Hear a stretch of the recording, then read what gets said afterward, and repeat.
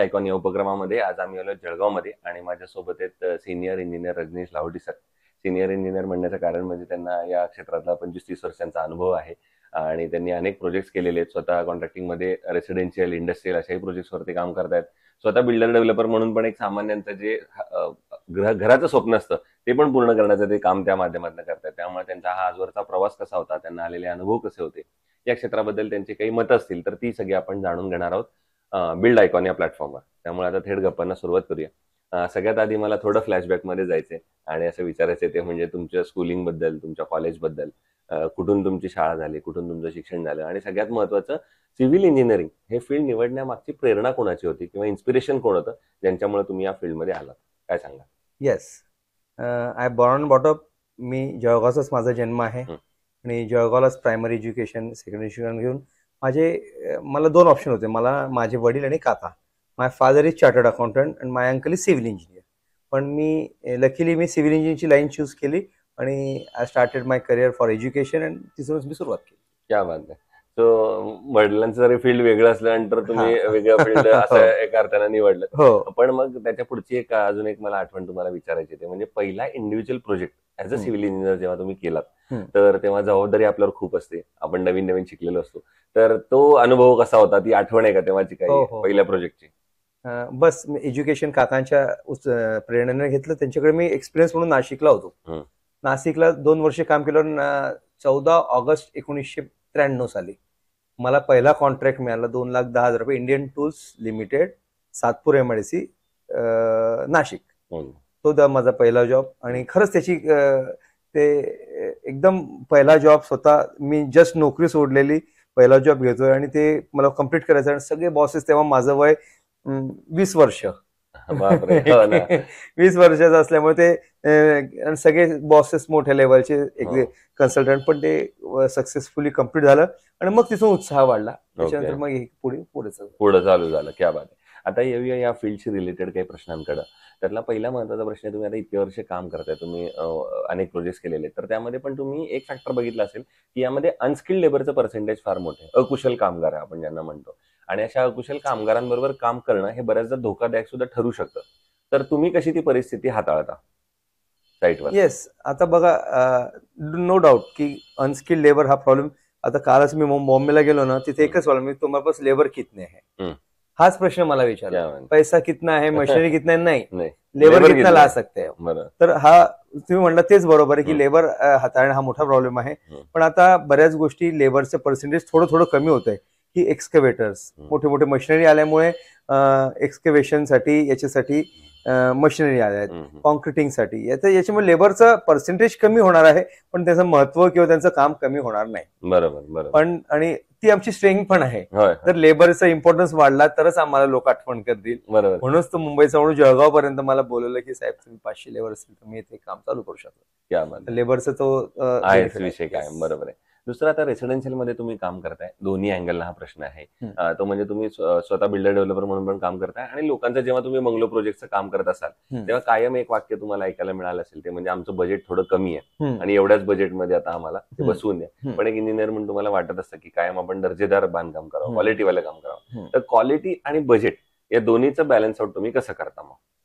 Definitely budget हा related जो आहे फक्त स्पेसिफिकेशनवर आहे आणि बजेट करण्यासाठी आपण स्पेसिफिकेशन कमी जास्त करू शकतो. क्वालिटीचा आणि बजेटचा तसा डायरेक्टली संबंध आहे आणि तुम्ही म्हणता त्याची कधी कधी उलटा पण आहे.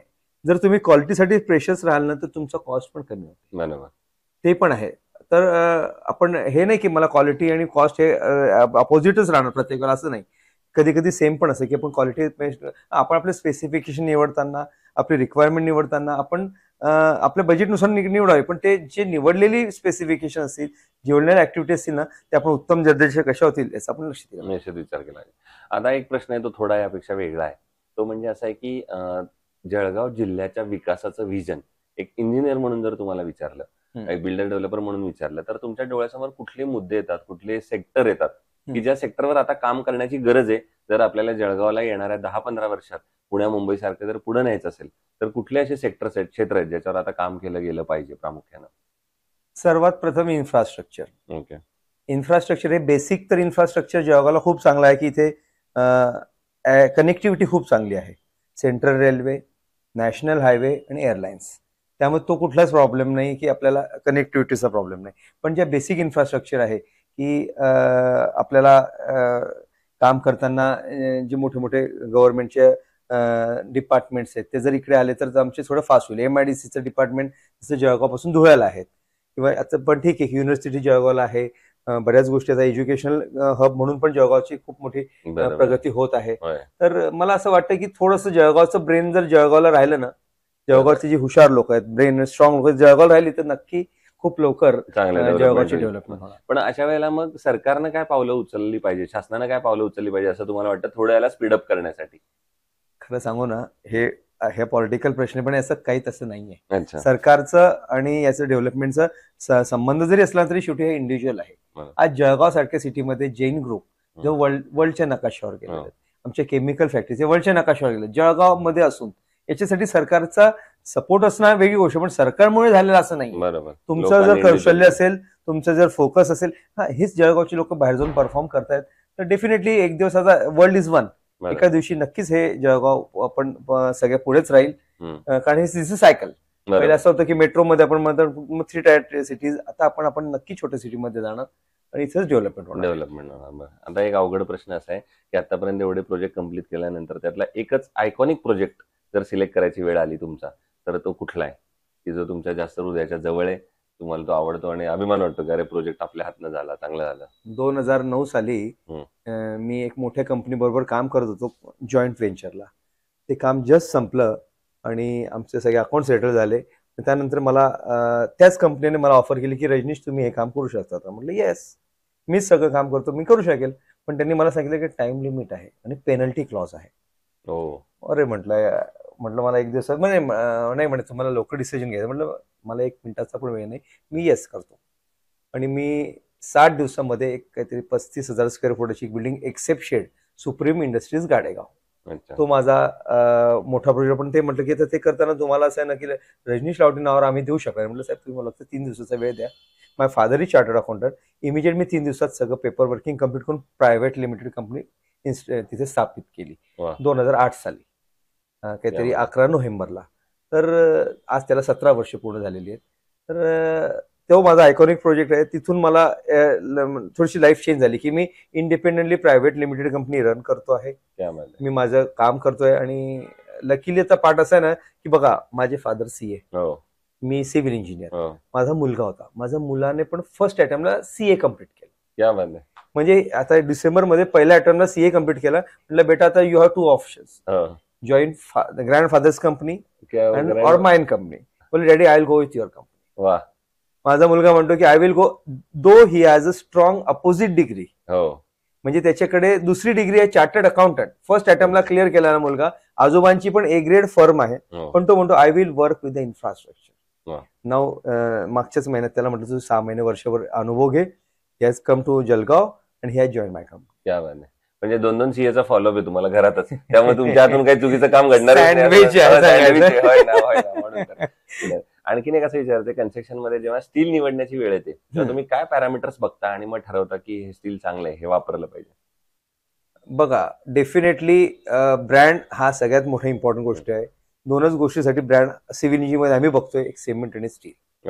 तर सिमेंट आणि स्टील, सिमेंट तरी प्रत्येकाला माहिती, पण स्टील बद्दल जनरल माणसाला कमी माहिती असतं, रेग्युलर माणसाला. टेक्निकल माणसाला जाऊ द्या, पण आम्ही तेव्हा बघतो की क्वालिटी, सप्लाय, त्याचे जे सगळ्या प्रॉपर्टीज आहेत आणि परत ते चांगल्या कॉस्टला मिळत आहेत, अवेलेबिलिटी फास्ट आहेत. आणि म्हणूनच आम्ही आयकॉन, आणि म्हणजे हे तर तुमची माझी मीटिंग आज होते ते पण मी आयकॉन, माझे मित्र, माझ्याकडे माझे जे लेवलचे मित्र आहेत ना ते आयकॉन स्टीलचे सगळे डीलर्स आहेत.